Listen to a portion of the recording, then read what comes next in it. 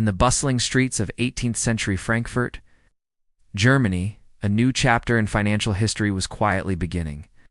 The town was not yet a global hub of commerce, but its narrow lanes and crowded markets carried the seeds of transformation. Merchants sold spices, fabrics, and gold coins, while traders traveled across Europe with tales of opportunity. Among these merchants, one family would soon rise above all others, the Rothschilds. At that time, Frankfurt was a divided city, with Christian and Jewish communities living under different laws.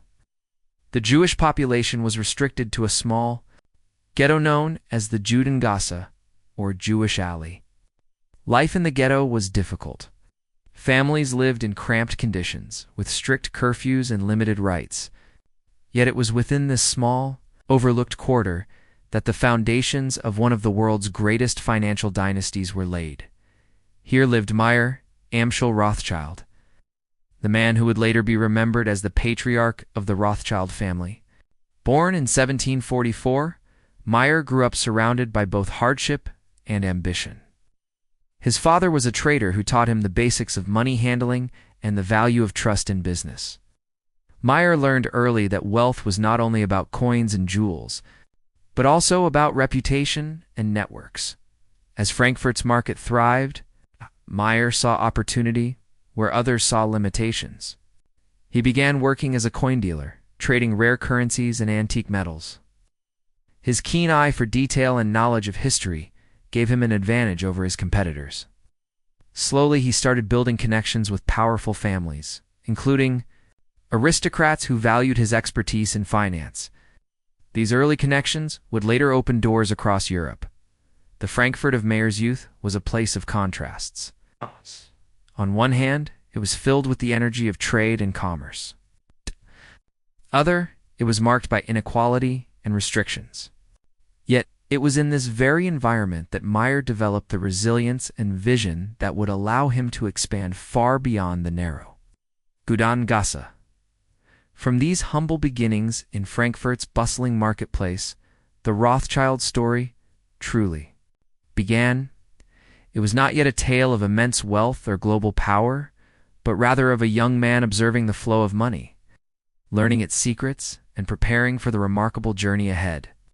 Inside the narrow streets of Frankfurt's Judengasse, a young man named Mayer Amschel Rothschild bent over a wooden table, his eyes fixed on the small glitter of silver and gold coins before him. The room was dimly lit by candlelight, but the coins shone brightly, reflecting both the struggles of his present and the ambitions of his future. To many, these coins were merely pieces of metal exchanged in trade, but to Mayer, they were keys to power, trust, and the creation of something much larger than himself. Mayer was born in 1744 to a modest family in the Jewish ghetto of Frankfurt. Life in the Judengasse was far from easy. Jewish families lived in crowded homes, faced strict restrictions, and had few rights in the broader city. Yet within those limitations, Mayer's father taught him the basics of trading, instilling in him the belief that trust and reputation were more valuable than gold itself. As a young man, Mayer's passion turned toward rare coins and antique metals.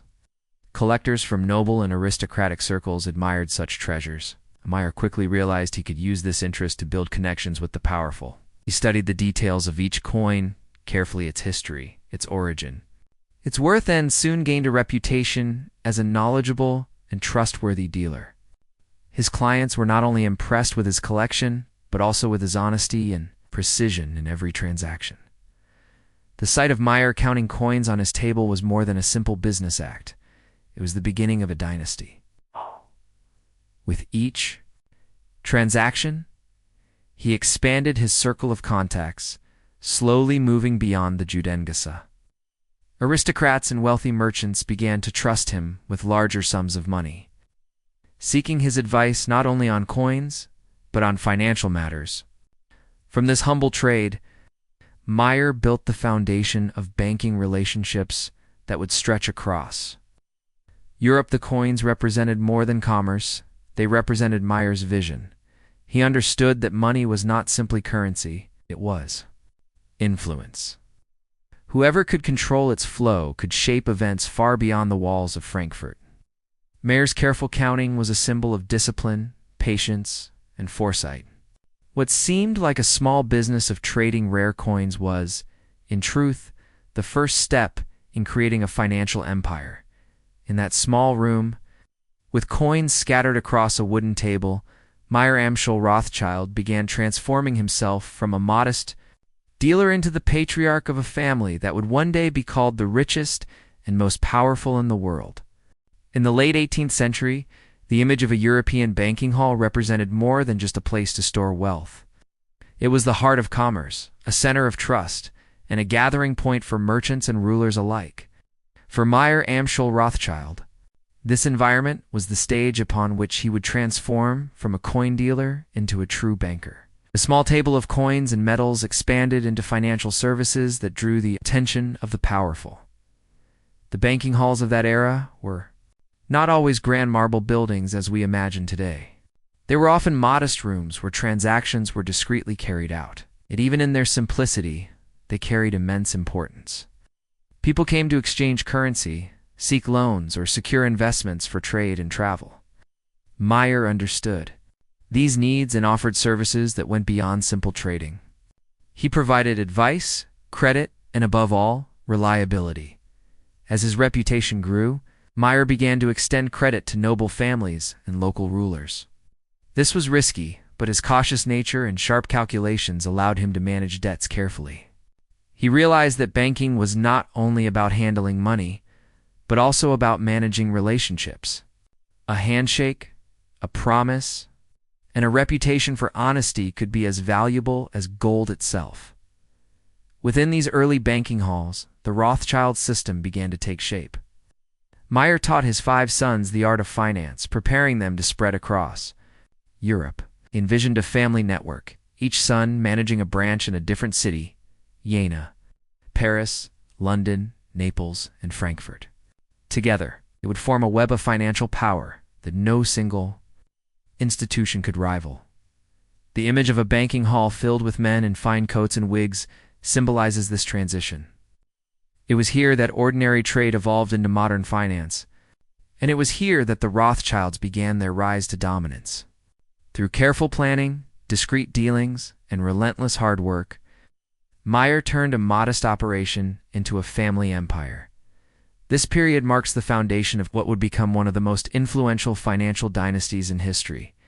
In the quiet rooms of these banking halls, far from the public eye, decisions were made that shaped markets, influenced rulers, and set the stage for the Rothschilds' global expansion. By the early 19th century, London had become the beating heart of world finance, and the Rothschild family knew they needed a strong presence there. Nathan Mayer Rothschild, one of Mayer Amschel's 5 sons, took the bold step of establishing a branch in London. It would become not only the family's most important bank, but also one of the most influential financial institutions in the world. The streets of London at that time were filled with carriages, merchants, and aristocrats. The Industrial Revolution was transforming Britain into an economic powerhouse. Amid this growth, Nathan positioned himself at the center of trade, investment, and government finance. His office, known as N.M. Rothschild & Sons, quickly became a landmark of trust and stability. Carriages lined up outside the bank's entrance as clients from every walk of life arrived: traders seeking investment, governments looking for loans, and industrialists needing capital for factories. Nathan's sharp intelligence and risk-taking ability gave him an edge over his competitors.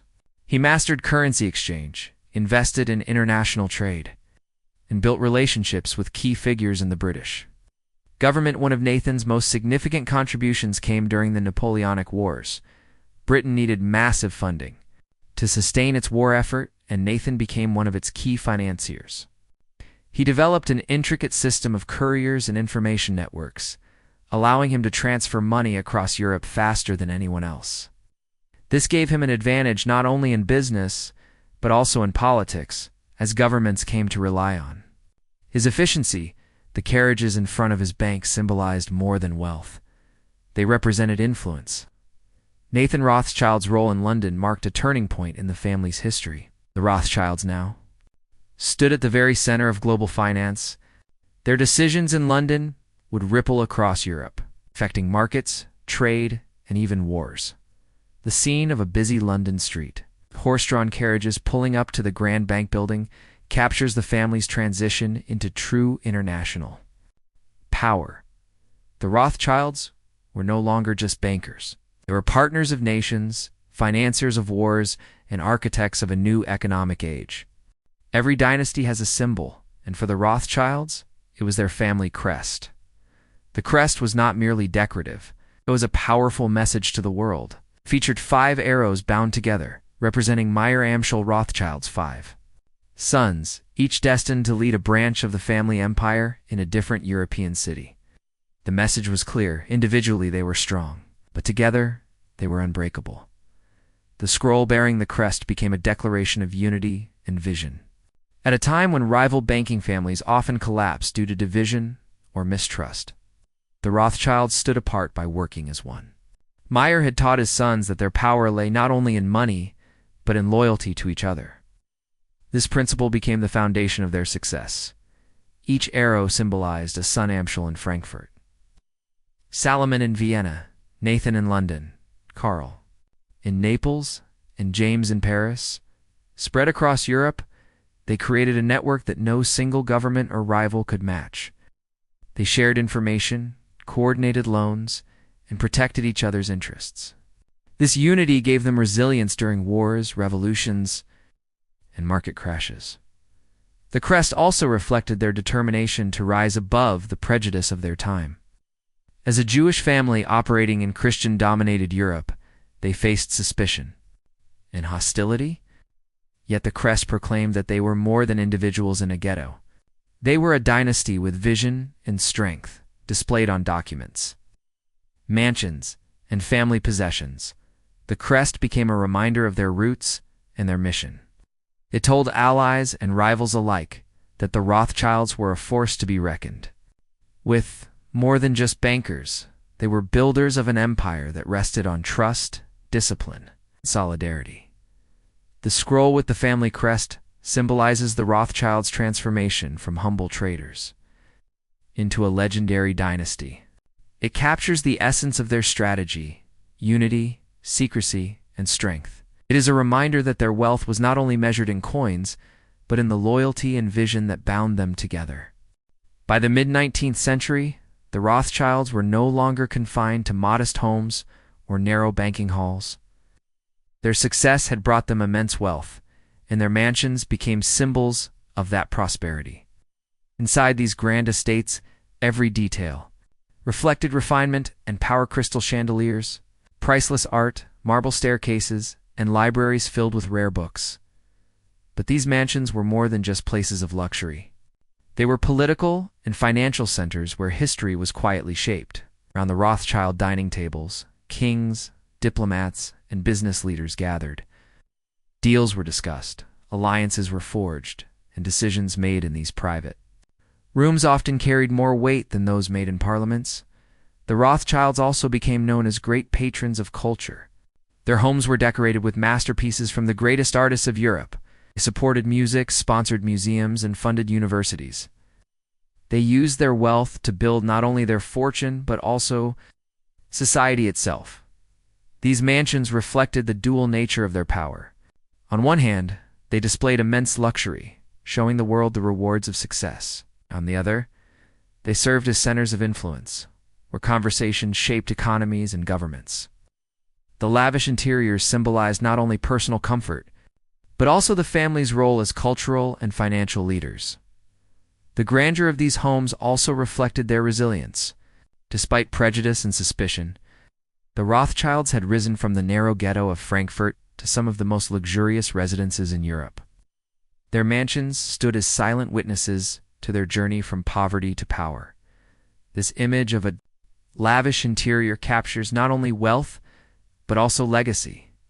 It reminds us that the Rothschilds were more than bankers. They were patrons of knowledge, art, and diplomacy. Their influence reached far beyond finance, touching every aspect of society. In the 19th century, The 19th century was an era of speed, progress, and connection. One of the greatest symbols of this progress was the railroad. Across Europe, steel tracks began to link distant cities, moving people, goods, and ideas faster than ever before. Behind this massive expansion of railroads stood not just engineers and workers, but finances, the ones who provided the capital. Among the most important of these were the Rothschilds. By the early 1800s, the Rothschild banking houses in London, Paris, Vienna, and Frankfurt had already established themselves as reliable lenders to governments. But they soon realized that the railroad industry was not just a passing development, it was the future. Trains meant faster trade, safer travel, and greater control over the movement of armies during wartime. Whoever financed the rails would shape the course of modern history. The Rothschilds quickly became leading investors in railroads across Europe. In France, they financed the expansion of major lines connecting Paris with the rest of the country. In Austria and Germany, their capitals supported the building of tracks through the mountains and across vast plains. In Britain, their London branch became heavily involved in funding railway projects that connected industrial towns to ports, fueling the Industrial Revolution. For the Rothschilds, railroads represented more than profit. They symbolized stability, power, and influence. By controlling the flow of funds into railway projects, the family ensured that their presence was felt across borders. They did not simply finance. They advised governments on which routes to prioritize, which companies to trust, and how to structure the debt. Their expertise made them essential partners in the age of iron and steam, the sight of early locomotives roaring down newly built tracks became a visual metaphor for Rothschild influence, quiet, but unstoppable. Just as the trains connected cities, the Rothschilds connected economies. Their network of family banks mirrored the tracks themselves, strong, interconnected, and vital for growth. The 19th century railroad boom would not have been possible without financiers who saw the future. The Rothschilds, with their immense resources and vision, became key players in this story. Their involvement in railroads solidified their reputation not only as bankers of governments but also as architects of modern industry. The story of the railroad is in many ways also the story of Rothschild ambition driving forward progress, linking nations and shaping a new age of global connectivity. The grandeur of the Rothschild estates and mansions across Europe reflected more than wealth. They were living monuments to power, taste, and influence.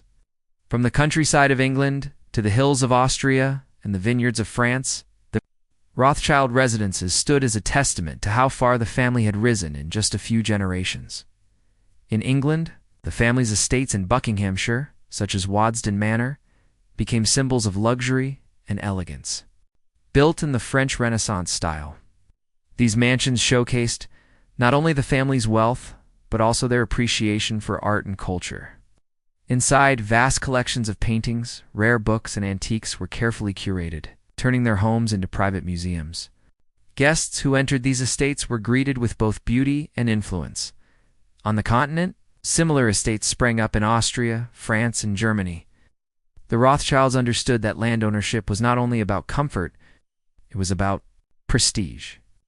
In a world where aristocracy and nobility still defined social order, building grand residences allowed the family of bankers to stand among the old elite. The mansions were designed to host gatherings of politicians, royals, and business leaders. Within these walls, deals were made, alliances were formed, and strategies were planned. These estates also reflected the Rothschilds' patronage of the arts. Many family members became collectors, commissioning works from famous artists and supporting musicians and writers of their time. The Rothschilds were not merely bankers. They were cultural patrons whose influence extended far beyond finance. But the grandeur also served another purpose: secrecy. The private rooms and grand halls offered safe places for discreet conversations. Away from public scrutiny, the family could plan financial moves and negotiate agreements with rulers and industrialists. In this way, their estates became both symbols of wealth and instruments of power to the public. These mansions became legendary, representing the almost mythical wealth of the Rothschilds family. Yet for the Rothschilds themselves, They were practical as much as they were luxurious, a blend of culture, comfort, and calculated influence. The image of sprawling gardens, majestic architecture, and lavish interiors captures the peak of Rothschild. Success. Their estates remind us that their empire was not built only on numbers and ledgers, but also on creating a lasting legacy of beauty, refinement, and authority. As the 20th century began, the world entered an era of massive change. Industry was booming, empires were competing, and new technologies were transforming life at a pace never seen before. In this shifting landscape, the Rothschilds adapted, just as they had done for over a century. Their role in global finance remained crucial, even as new banks and rivals began to emerge. By this time, the Rothschilds family was no longer only associated with governments and railroads. Their interests expanded into mining, oil, and industry. In particular, they became heavily involved in the extraction and trade of raw materials.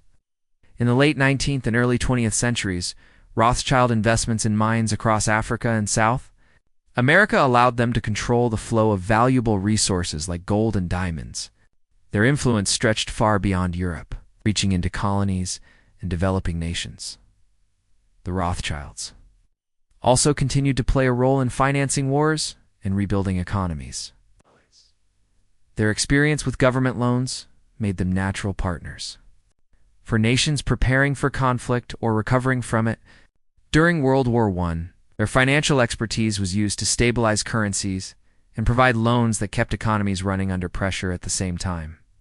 The family's image began to shift, unlike the earlier generations who openly displayed their wealth through mansions and art collections. The newer Rothschilds adopted a more discreet lifestyle.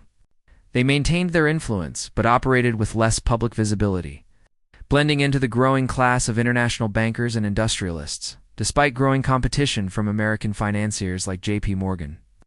The Rothschilds remained deeply respected. Their network experience and cautious approach to risk ensured that they stayed relevant in a rapidly changing world.